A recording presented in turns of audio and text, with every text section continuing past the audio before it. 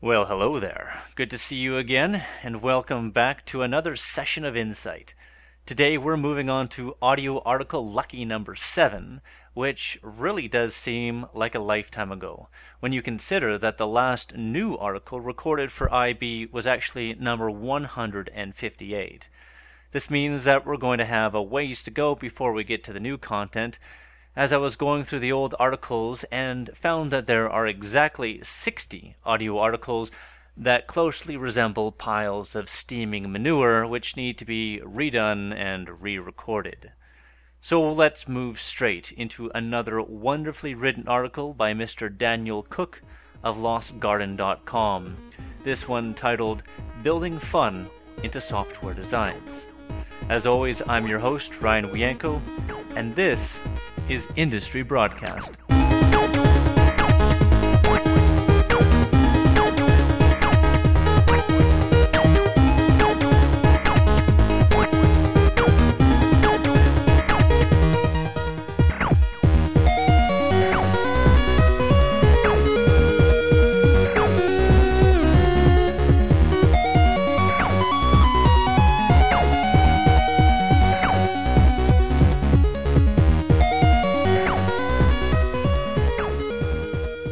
Building fun into your software designs.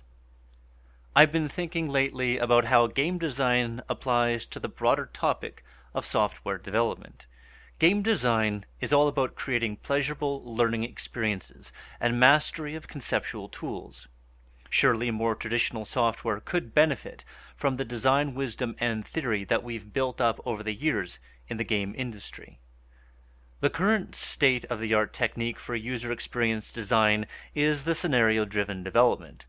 It isn't all that good at creating pleasurable software, but it provides a good foundation for the discussion. Scenario-driven design typically involves the following activities. First, you create a list of common user tasks called scenarios. Second, the development team builds a set of features that enable the user to complete those tasks. And lastly, you can then run some representative users through the scenarios to see if they can use the features to complete the task. If not, you improve your user interface.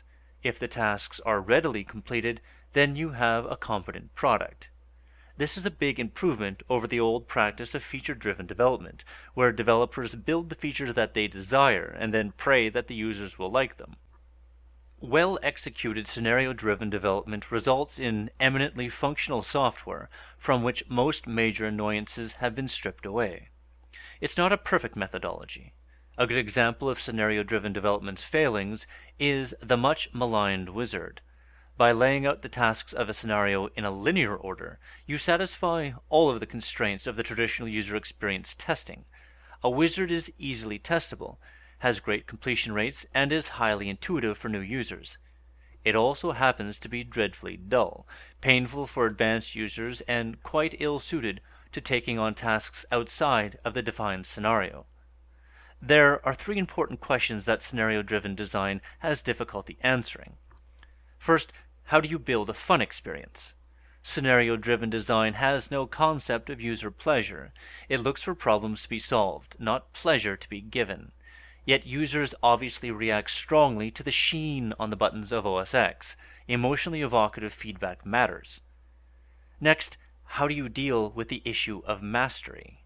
In the scenario-driven world, the ideal program has no learning curve, yet expert users obviously exist, and they can perform miracles with the right tool.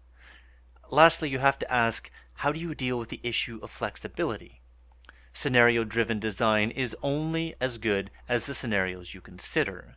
Especially in a product where expert use occurs, there will be new scenarios acted out by users that you could never imagine. So let's borrow some lessons from game design. Mastery-driven design is a refinement of pure scenario models that borrows heavily from modern game design. It brings into play two concepts. There is a learning curve on every piece of software. This can be a source of great user pleasure and is a critical part of bringing new users aboard. Secondly, as the user progresses along the learning curve, they master a set of conceptual tools that can be used to efficiently solve tasks. Mastery-driven design goes a little something like this. Scenario creation. You start out with a list of projected user scenarios, just as before. Tool definition.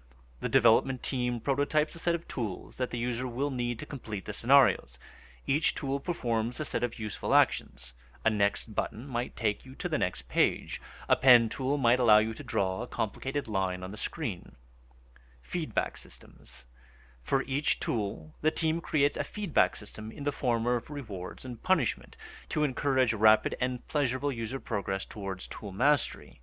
These are essentially the atomic game mechanics that I've described in an earlier essay. Task completion tracking. Testing tracks the traditional task completion. Mastery tracking. In addition to tracking task completion, testing tracks tool mastery. In order for a product to be considered complete, users must not only complete the task, but they must demonstrate mastery of the tool set. For example, after a user has used the pen tool once, they are given a different test with the pen tool. In such a mastery test, it is expected that they should complete the task in 1/10 the time due to their expert knowledge of the tool. With such tests, you can gain information on which tools are easily mastered and which tools are not. By testing the same tools across a variety of skill levels and scenarios, you build flexibility into your tool set. Pleasure tracking. User pleasure in the learning activities is measured as well. You can survey users after each scenario, and you can watch for their pleasure and pain during the tests. You can also track dropout rates by finding out when people stop using a tool and at what levels of mastery. Once you perform these steps, you record your feedback, figure out where you can improve on the various metrics, and run through the cycle again.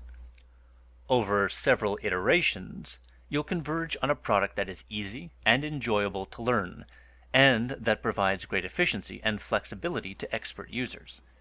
You also generate user lock-in, since newly learned skills are difficult to master. A dash of theory. It is common to hear the term intuitive interfaces bandied around, unfortunately with very little understanding of what it actually means. Often the popular interpretation of intuitive results in a reductionist approach that serves the lowest common denominator. By bringing the concept of mastery into the picture, we gain a strong understanding of why one person may find a design perfect, while another may find it complex, and a third might find it insulting. Intuition is something that you can build in your users. What we consider an intuitive design is typically a design that leverages years of learned behavior and funnels it towards a new use. Humans live to grok new conceptual tools and then use that knowledge subconsciously to solve new problems. As interaction designers, explicitly tapping into this learning process helps us make better software. Not only can we tap into users' existed learned behavior, we can actively train users to see our software as intuitive. Why mastery matters to interactive design. Most of the highly effective interaction design we use today has a strong component of mastery. Typing, for example, requires months, if not years, of learning before users become competent experts. Yet it has become a foundational toolset that makes almost every software task around more efficient. If we avoid the creation of tools that require mastery, we immediately filter out some of the most potent and effective designs. To compete with powerful features that dramatically improve your users' lives, you need to create tools that require mastery. Least common denominator design just isn't enough. Mastery is an opportunity, not a barrier. The traditional barrier to selling tools that require mastery is that when people don't know how to use a tool, they often give up on the product completely. The solution is to build the process of mastery into our product designs, as if it were a game. By providing hints, rewards, goals, and other elements taken from game design, we can rapidly build mastery in our users. There exists a rich set of game design techniques, beginning with rapid prototyping and including playtesting, design testing, and more. There is a surprising side effect to incorporating learning into interaction design. The initial user experience usually becomes more enjoyable. Our brains are flooded with a wash of pleasure when we grok a useful conceptual tool. By building software that encourages tool mastery through risk and reward feedback mechanisms, we can create a mild but highly effective psychological addiction within new users. We build delight directly into our software.